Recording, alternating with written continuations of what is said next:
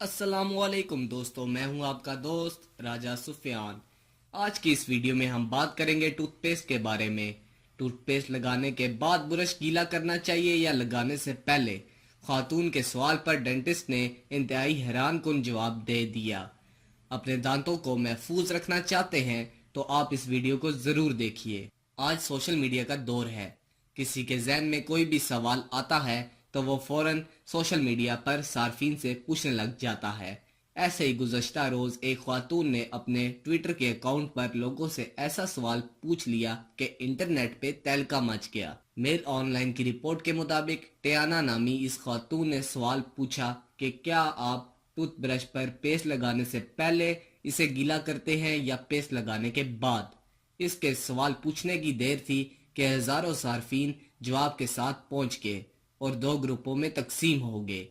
एक ग्रुप का कहना था कि ब्रश को पेस्ट लगाने से पहले गीला करना ठीक है, जबकि दूसरे का मौकफ इसके बरअक्स था।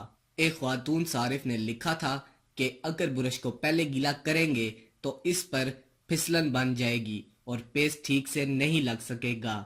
एक सारिफ का कहना था कि पहले ब्रश को गीला करो, फिर इस पर पेस्ट लगाओ और दोबारा गीला करके ब्रश करना शुरू कर दो। एक और खातून का कहना था कि असल तरीका यह है कि पहले ब्रश को गर्म पानी से धोएं, फिर पेस्ट लगाएं और फिर इस पर ठंडा पानी बहाएं और फिर इस्तेमाल करें।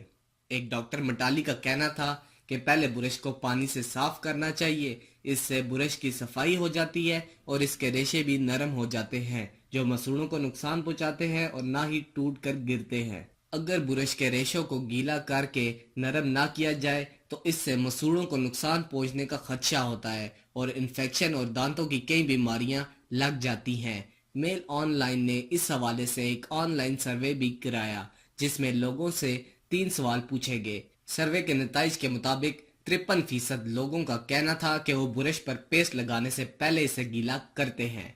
29% लोगों ने कहा कि वो पेस्ट लगाने के बाद ब्रश को गीला करते हैं, जबकि 18% का कहना था कि वो ब्रश को गीला करते ही नहीं बल्कि खुशक ब्रश पर पेस्ट लगाकर दांत ब्रश करना शुरू कर देते हैं।